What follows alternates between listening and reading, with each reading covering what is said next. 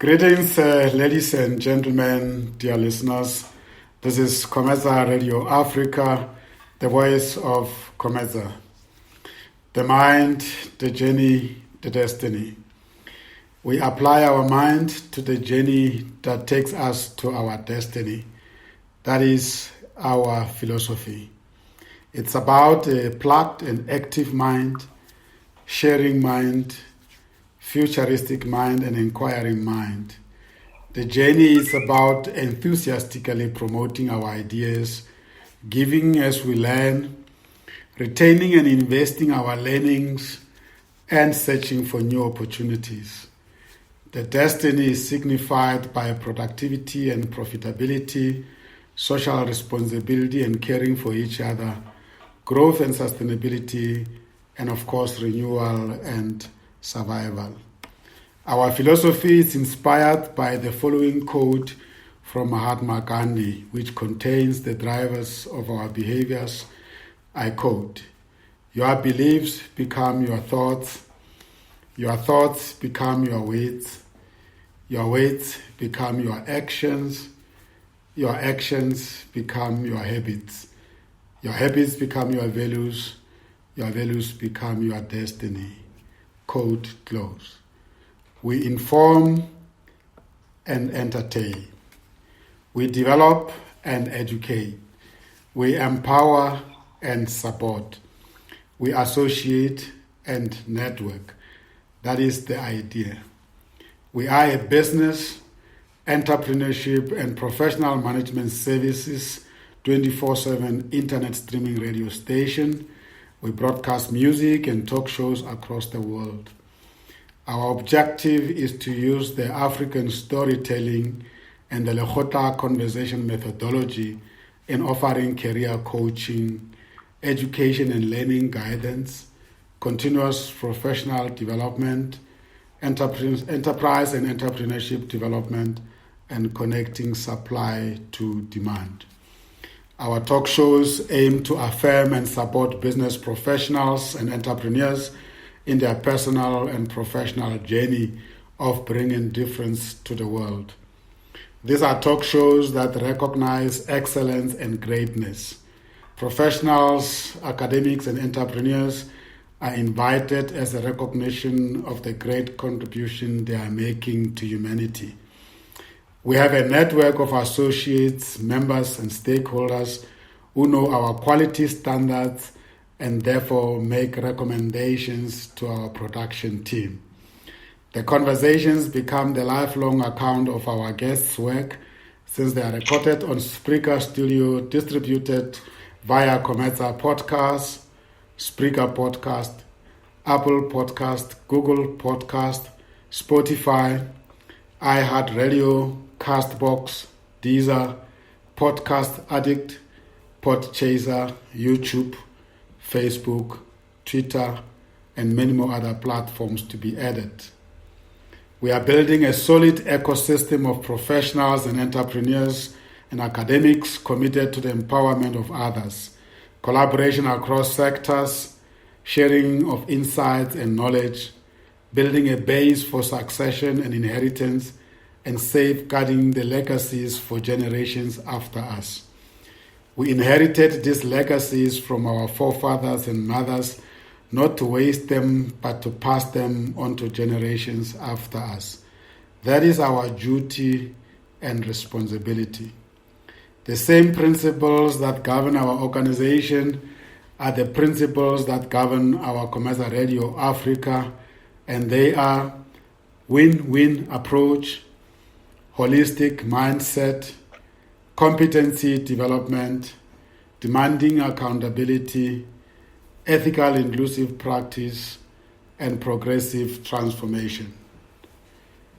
My name is Sam Zimmer. I am the CEO and the Executive Business Coach at Comeza GOC International Pty Limited. Welcome to our regular slot where we talk to professionals to inspire you. I welcome my sister Stella Bvuma. Greetings, my sister. Are you well? Greetings, Dr. Bvuma. Thank you for the invitation. I'm very much and honored to be invited. Beautiful, beautiful. I just missed by the Women's Month by a few days. Ideally, a person like you should have been interviewed or invited to this talk during the August month. But let me tell you one thing. By my culture and my tradition, every day is a mama's day. It's a woman's day. It's a sister's day. So I hope you don't mind. Absolutely. No, absolutely. I agree with the same sentiments. I mean, you are a woman, a mother every day. You don't take a break from being a mother. But however, we appreciate being, dedicated a 1 month in the country to be celebrated. Yeah. I think that's very important. Yeah. Beautiful. I'm going to reveal the secret. You know, the reason why I invited you is because of that one visit some years ago in your office. And we had this discussion and you shared with me your journey, but just one chapter of your journey, and that was about your arrival at the University of Johannesburg and the type of challenges you had to deal with. And the passion with which you were telling it, that is what caught my attention. And as soon as I had launched Commercial Radio Africa, I drew a list of people that had inspired me, even those who might have not thought that they inspired me, and said, I'm going to have them on radio to tell this story much more in detail to our listeners. And that day, at that time, it's now. Yeah, no, thank you very much. We did have a wonderful session at that time. I think I was not even grown, not that I've arrived even today. But I was overwhelmed with a whole lot of challenges. And I think being the female in the specific field that it's dominated by male across the globe, not only in South Africa, it's been overwhelming challenges, but one has pressed on to get to be where they are today, and I'm still soldiering on. Beautiful, beautiful. I have interviewed your colleague Rolene, and she speaks very highly of you, and that just confirmed to me that sounds like the Department of Applied Information System is a department that is exemplary at the University of Johannesburg. But we're going to come to that point. I first want us to get to know you a little bit better. And maybe let's just start. I'm sure Stella is not the only name that is in your passport, in your ID. So I want us to go right to the beginning. And I always say that we are all the projects of our parents, and they wish us so well when we are born. And let's go and reflect. Where were you born? Which part of the country? And who were you born as? Because I assume Bvuma is the new surname. And how was it growing up? Do you have siblings? What was Daddy and Mommy doing? And the whole history that never escaped you, even though you have become Bvuma. On my ID, I'm recorded as Stella Bvuma to date. But just the background of it, Stella Moloto, before the Bvuma, ke kgadi ya Bakoni in Sepedi, and then the daughter of Bakoni. I was raised by the Molotos.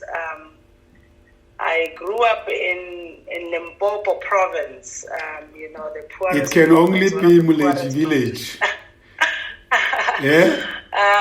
Not necessarily in the village, I must say, but a lot of people know me as the village girl, and I love it like that because that's how I resonate with who I am. And I'll tell you the story. I grew up in a township called Namahale. That's where I grew up, in that's where I Palabora. was raised. Yes, so Palabora is our town, our small little town there. And the reason why Namahale has never been seen as a home for me is because my parents grew up in the village, somewhere in Zadine, a village called Asahopo.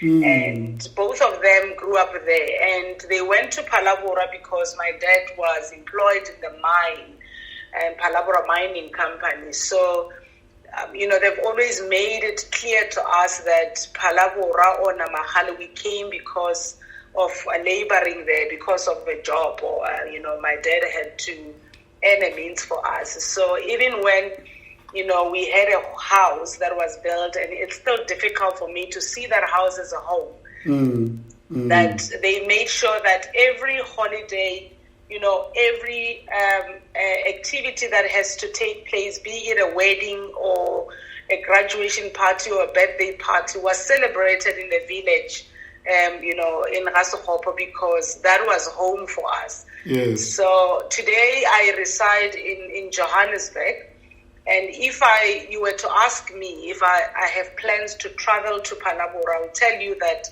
I'm traveling to Palabora next week, and I'll deliberately say that because it's difficult for me to say home. But if I was traveling to the village, I will tell you next week I'm going home, and because the village is home for me. So that's where I grew up. Palabora,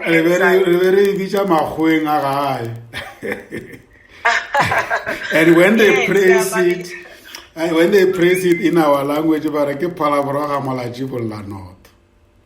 absolutely. So, for me, that has never been home, honestly. It was just I'm there because my dad is working, and also because I'm here to study.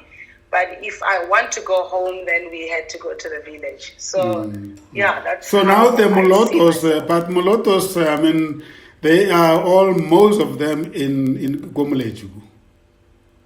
So, I any understand. links?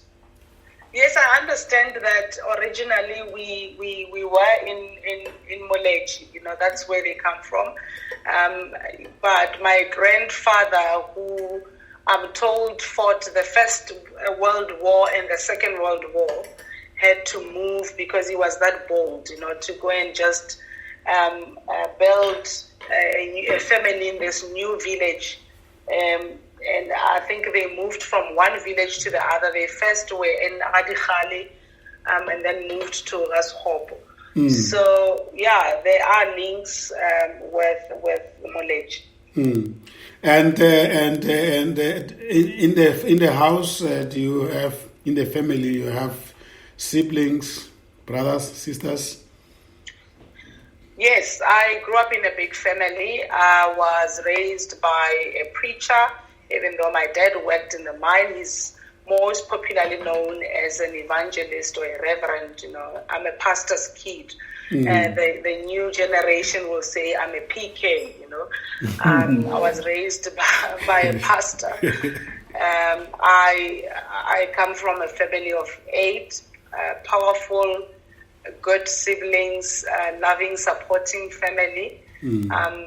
Although I grew up in times of poverty, I know poverty because I've seen it in the village when I go. But I think my parents did quite well in raising us and making sure that we have the means. I wouldn't claim that I slept on an empty stomach or I didn't have bread and butter, on a daily basis. But I must also say that, from an early childhood, I've always been surrounded by powerful women.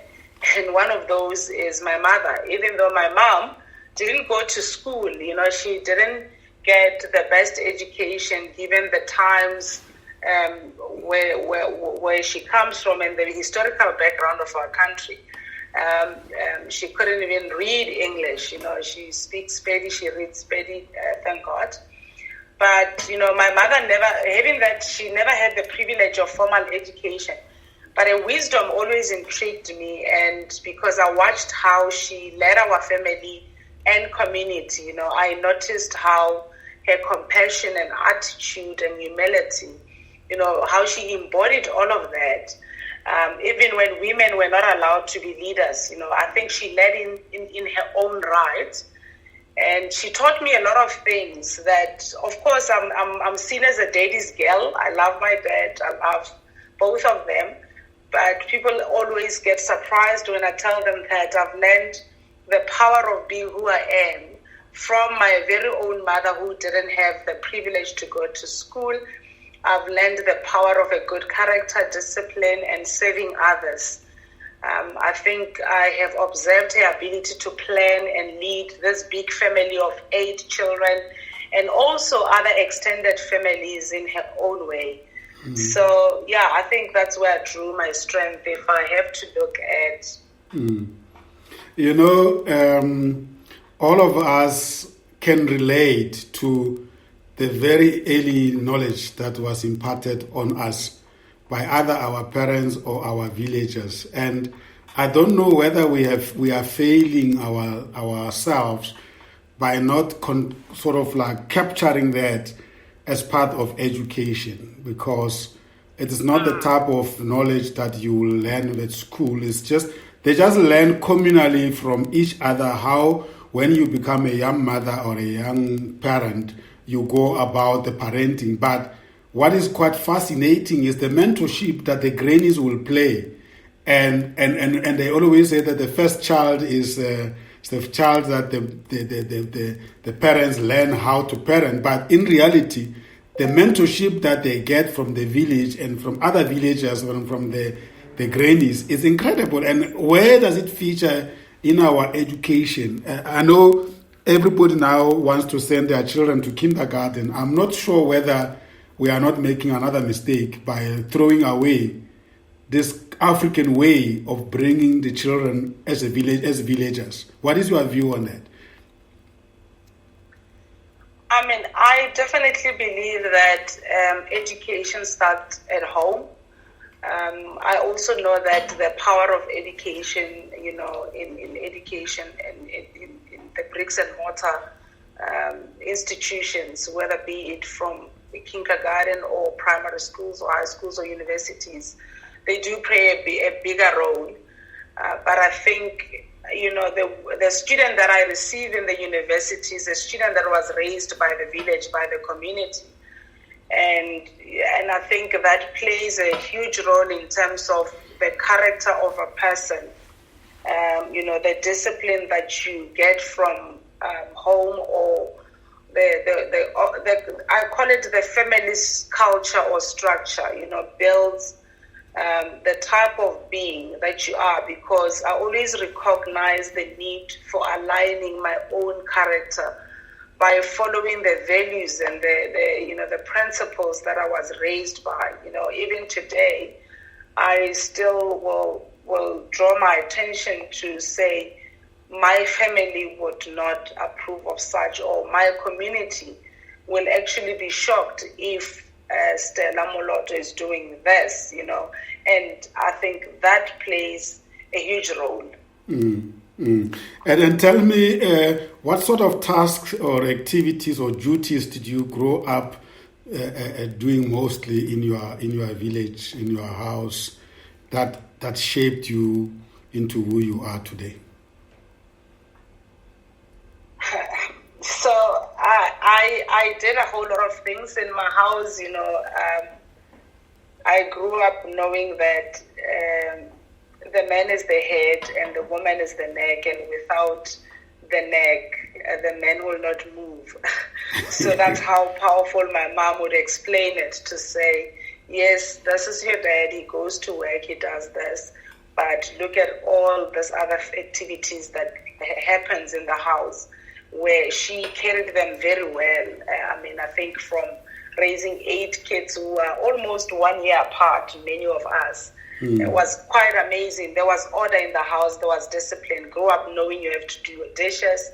There was prayer time, everything was just so orderly, which I think it's one of the things that I'm struggling with now as a person, in terms of my weaknesses, where I prefer, to have things in order, and if things are not in order, then my world kind of tumbles around. So I did almost everything. I was raised also, my mother was also a businesswoman, and I'm saying business because I respect her business that much, even though literature will define it as a hawker, or either a survivalist, because she was just selling foods on the market.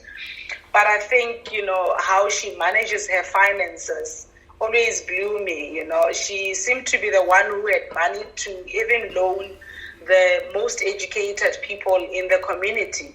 And that intrigued me to say, this woman is not educated. She's just selling tomatoes and stuff.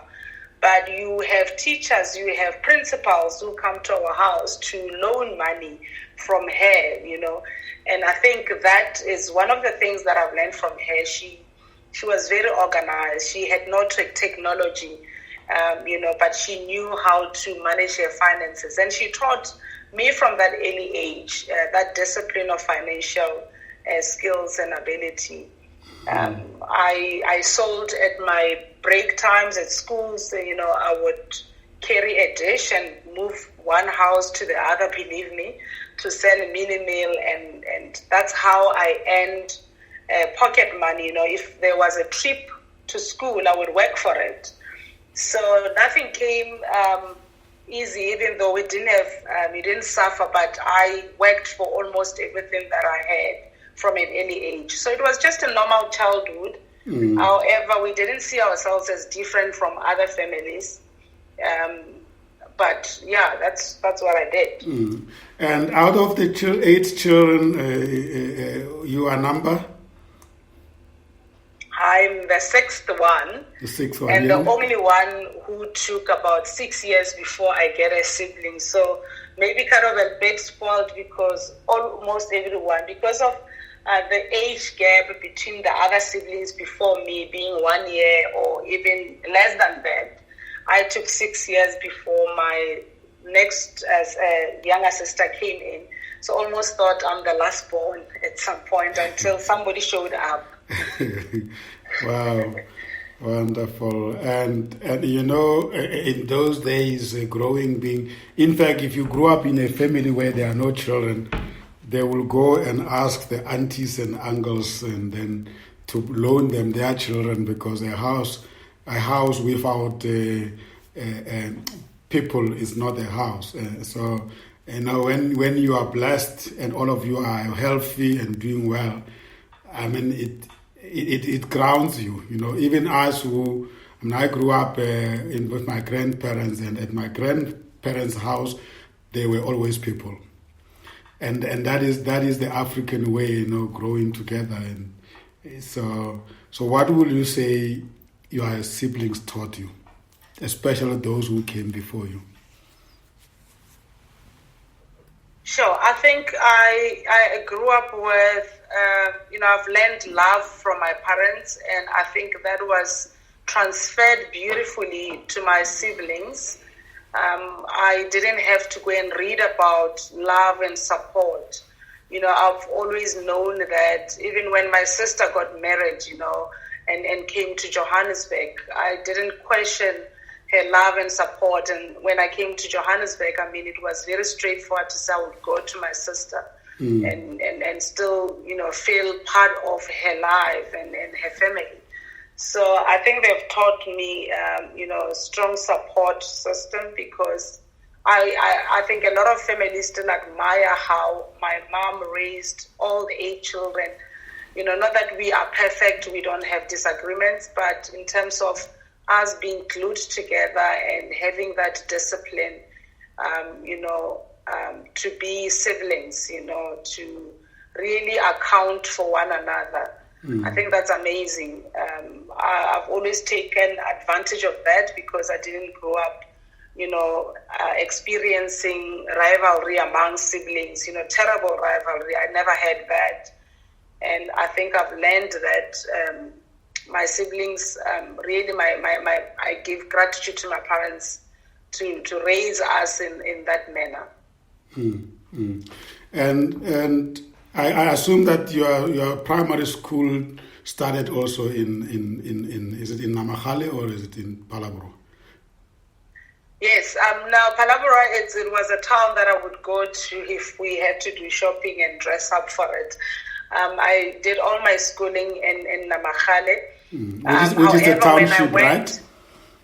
it is a township, but it's a Refilwe Primary School, one of the good schools. It was led by the late Mankosi principal. It was amazing that at that time she didn't allow us to speak in our own mother tongue. You will be punished if you were caught speaking in your own mother tongue. We were encouraged to speak in English, and she would say, "Break it until you make it," So, and then I moved to high school. I moved just outside Namahale. There's a rural area called Makushani. And that's where I went to school. We traveled by bus. But for us who come from Namahale, it was more like luxury because we were seen, and I'm putting it in inverted commas, as the rich kids that are coming from the township where there's flushing toilets and water and electricity. So we studied there, and the reason why I went to the school, it was a good school, believe me. It outdid most of the schools in the township in Namahale. Not very far from Namahale, just a little bit, few kilometers. And that's why I went to high school and until I completed my matric there. Yes, and the streams of subject, I guess science subjects? Yes, I was in the science stream. If you were to ask me how I got into the stream, I would not respond to you. I do not know. I never had coaching or mentoring in terms of choosing the stream. I just, I assume that if my mom had enough education, she would have encouraged me and, to take that stream. But I think we had, what do they call it? The home cooking or something. We had such Yes, they subject. used to call it the famous subjects. What do you used to call it? They will bake and they'll do all this, teaching you how to cook. Yes, it ran away from me. So my sister, I think was it the housecraft? Was it a housecraft? No, I think... No, not housecraft. But anyway. More like a hospitality kind of a But they had a term for it. Yes, they did. There was a subject name for it. So where you would have to go and cook and mix your salads and everything. And I remember, just saying, I'm not going to do that. I'm not going to cook. I'm not going to. So I just literally ended, because we had that and the science stream, and we also had accountancy. So I think somewhere I probably heard that science was difficult, and that's maybe the reason why I took that, because I tend to just want to do what they say it's impossible or difficult. And that's just an assumption, but I really do not know why I took this. So at that time when you were at school, what were your siblings doing then? I assume they also went to different schools, and they almost, I'm sure they became very interested in your education. Didn't they chip in and advise you and put you in the right direction? Yeah, my other two siblings were in the same school that I went in. My sister Dora and my brother, they finished their matric from the same school. We almost, and I don't have any recall, of us discussing what are you going to do, what area. I think I've always been inquisitive and being on my box. I did find my career through me being out there, by reading books, and that's how I found information technology. So I wouldn't necessarily say I had any coaching with regards to what kind of career you're going to follow and so forth. However, I did get support, when I came to Johannesburg to study, from my sisters, and to say, this is how you are going to hold yourself. And I think she kept me grounded on in that space. And so you did complete your grade 12, and you knew that after that you go into the university, or what happened? Yeah, my story into coming to Johannesburg, it's very simple. I'm fairly sure that it's similar to many of, my peers at that time, because when you grow up in Limpopo and you study there and you complete, one always believed that greener pastures are found in the place of gold, and that is Gauteng, because almost everyone I knew somehow traveled to Gauteng to either further their studies or gain employment. So during my high school, I was selected to present a speech titled My Future, Your Accountability. At that time, I won from the school, and then I get to represent the schools in Namahale. And then I had to now represent the Tlhabine circuit. That was the circuit in the region in Limpopo. So I think it was during that speech when I poured my heart out about the importance of providing support in choosing a career or a good career. Not that I knew what a good career at that time is.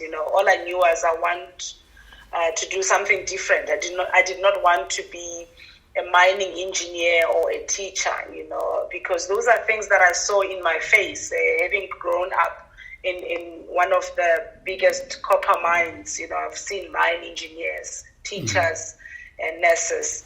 So they were popular careers in my circle, and I traveled to Polokwane at some point to present the speech that I had won from my school and from the region of Tlhabine Circuit. So the title of my speech was My Future, Your Accountability. And in that speech, I think I won the hearts of a lot of people, and there was one gentleman from the radio. I don't know if you still remember Paul Rapezo. Oh yes, the famous Rapezo. Was it at Togala at the radio? That was Radio Lu. It was Radio Lubua, yes. Who then bought me a book titled Introduction to Information Technology. Wow. And that's how, the journey of me coming to Joe, because I then started asking questions about this IT thing. I've never heard of it. Even in my school, I never had anyone talk about information technology. And I think the best definition that caught my attention was, as defined by the Association for Computing Machinery, that as an IT graduate, it's a degree that prepares students to meet the technology needs of a business, a government, healthcare, school. It was just all other kinds of organizations. Then I thought, there you go, Stella. Since you don't know what company, what sector you're going to work in, do this thing that's going to land you in business and government and healthcare, school, anywhere else. So that was the motivation. Then I packed my bags and went to the City of Gold, of course, Gauteng province. And that's how I sat in the very first class of information technology.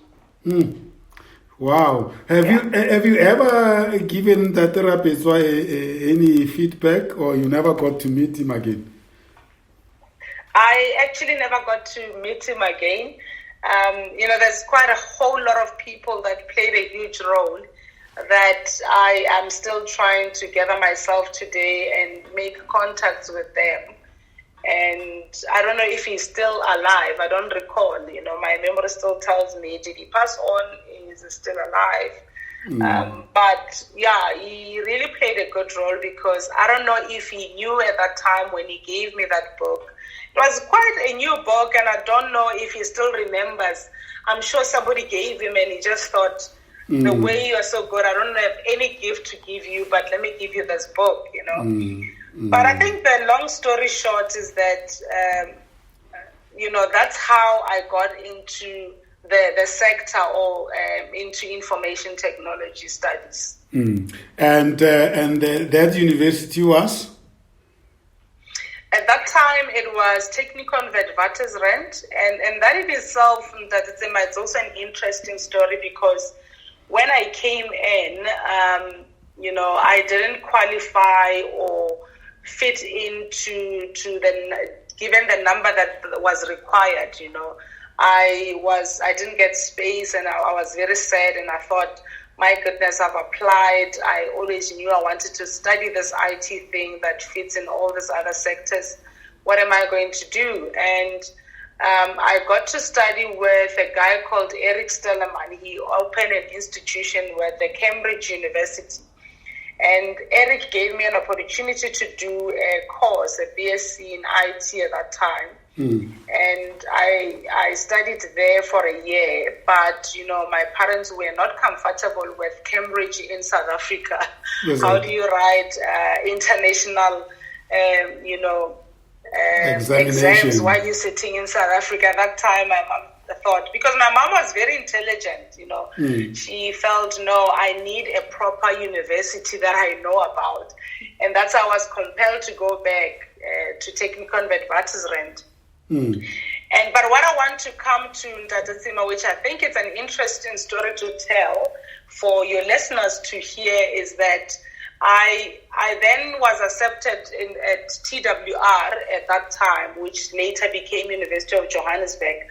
But, when I was doing my third year, I had development software. It's a programming module, which was very difficult for me. And I felt I needed to graduate. I needed to complete this. And I called my mom.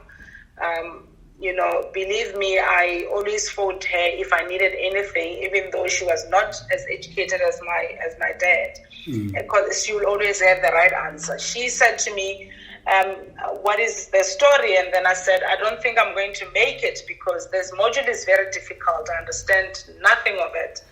And my mom, being, a wise woman as she is, she said to me, you must volunteer to tutor the same module, to the first years and second year. If you're saying to me, because it was development software 3 and we had 1, 2. So she said, go and tutor the first years and the second year, volunteer your service. And that way you are also gaining confidence. At that time, of course, being a teenager, I thought she's crazy. How do I tell you this module is difficult? And then I must go and teach it. Saying, I must go teach the same module. But nonetheless, I trusted her guidance, and I went and provided my service and volunteered to teach. And little did I know that as I was tutoring, I gained confidence and I was doing better. Come the second test, now I started getting good marks, because we had little tests that we were writing and I wasn't doing well. At some point, I think I got 14% or so, and I thought, my goodness, this is the most horrible mark I've ever seen. And being a woman who just wants excellency, that was not going to sit well. So little did I know that the current HOD at that time, identified that the students in that particular class were doing very well, and she was asking, what is happening? Why are you performing so well? And the students were saying, no, there's Mem Stella who's actually teaching us part-time, because I was staying at the res. And I would just cross the road to go to campus. And it is that planning that I got from my mother that gave me the ability to organize a class. I didn't even consult my HOD at that time, because I just went and looked for who is in charge of getting me a classroom, who is in charge of making sure that the classroom is opened. How do I then, switch on the lights and do this? I did all of that just to get the students that were interested advertised within the residences to say, come, if you are enrolled for this course, I'll be teaching you for free. So that's how it all started. And little did I know that then they will ask me to say, will you like to tutor? Tutoring was like a big job at that time. You were given the opportunity to formally give classes in a university.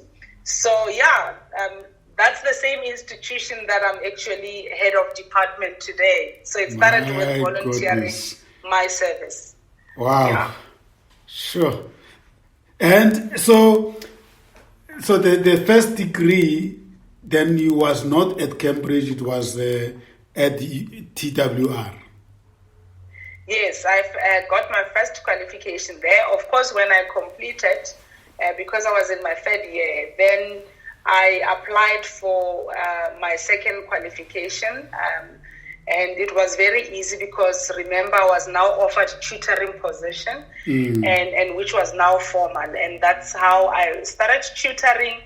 I got offers, and now I was falling in love with this academic world of tutoring, and I always tell people that academia found me. I never came looking for it. I mean, I came to study in Joburg to complete my qualification, like many of my peers in the village or the township, to go and work probably for Bill Gates or for big sectors, But I didn't know that I will end up a teacher, because I am a teacher at heart. So then I completed my second qualification. I was tutoring during the day, and then in the evenings, because my second belt was part-time, was in the evenings I would do classes, even though I was doing it full-time. I mean, I took the degree for 1 year. It was offered 1 year and 2 years. So let's just take it back. So the first qualification, what was it officially called?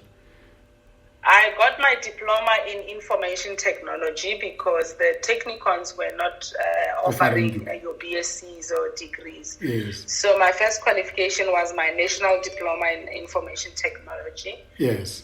And then I did my BTech in information technology. Mm-hmm.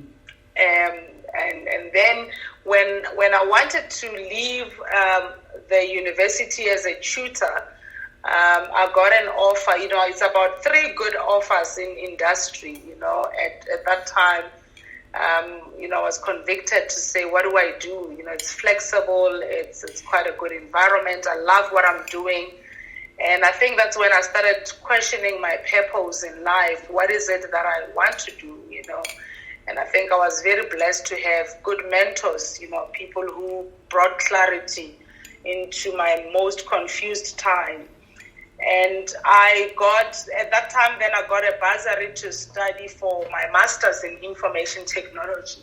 And I thought, my goodness, am I going to go to the industry? Because I knew at that time that the IT industry is not really an easy one. Because most of my classmates were already working, while I was tutoring during the day. They were already in the industry. They used to tease me and say, you are a teacher, you're going to help us with our assignments because we have this project. So the language, I knew that industry was difficult at that point. So I took the offer to accept the scholarship from to study for the master's, and then I went on and did my master's. And I think that's when the story of the Bvumas now came in. Because I met my husband at that time in 1998, and now proposing and all of these things, and I thought, my goodness, okay, maybe it's not a bad environment to stay in. Not that he pressurized me or anything. Nothing at all. But I looked at those options to say, if I'm going to have kids, this is actually flexible, And Dr. Brink, by the way, who is then my current deputy HOD today, she was my boss. She was my first line manager. Wow. And she really made academic look, I would call it sexy, because I think the university really, if they were to slaughter a cow to thank anybody else, it's her, because she was very supportive. I got married, she was around as my boss. She made things very easy. I got pregnant. Just sorry, yeah, carry on. Yeah, no. When I fell pregnant with my first child, I remember when we went for a strategic meeting, she allowed me to bring my baby and my helper at the strategic meeting. And I know that if it was a man, that would be a taboo to say, are you mad? You're not going to do that. So that's what I mean by saying that she really made it look sexy to say, you can still be a mother, you can still be productive. I mean, she works very hard. She made me work very hard. And at that time, I didn't know that I was actually planting a seed. Because even today, I know what to expect from her because, everything that she made me do, I'm making her do today. I expect excellency because she taught me excellency, It's a very beautiful story. Sorry for interrupting. She mentioned it when I spoke to her, that actually she was your boss and now she's your deputy. I said, how is that? How does that happen? Yeah, I mean, it only shows you, what happens when you have the right people leading in organizations. And I wanted to just acknowledge her as well to say, she played a very huge role. Rulene was a person when I was moving office, when I was pregnant, she was my boss. And for that matter, she was white boss. She wasn't of my same race, but I've never felt the racial thing between me and her. Because she would come into my office and move offices, she would tell me, you need to dust the office and do it herself.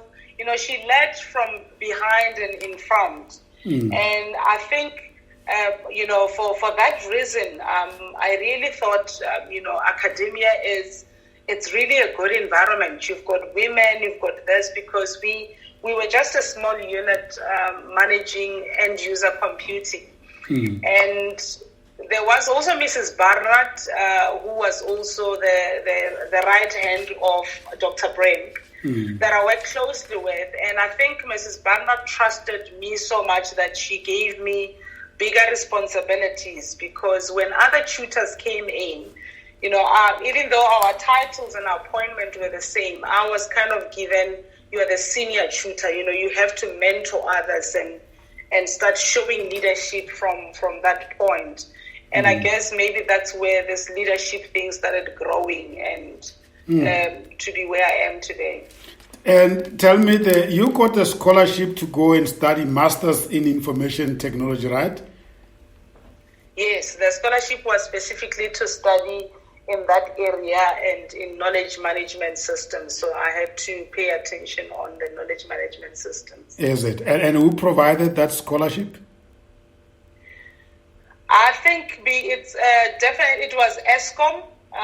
The scholarship was given by ESCOM. It was given to the institution, to the department, and the department had to identify a potential candidate to do it at that time. And I don't think they knew that I would be an academic. It was more of the strength of your research and so forth. And given the fact that TWR was not more of a research kind of institution, for me when I walked in, it was more of teaching. Hence, I'm saying I'm a teacher at heart before research. So that was this before? Yeah. Was this before the merger? Yes, it was before. It was right before the merger. I think I got it around. The merger was in 2006. Yeah, the scholarship came in around that time, 2005 or 6. Yeah. And this master's was done where at UJ? Yes, I did it at UJ. I'm a true product of the university. So they actually baked the cake, and now they have to eat the cake that they baked for themselves. These stories are very beautiful, because when you look at UJ from outside, historically, people expected it to be one of the last to really transform.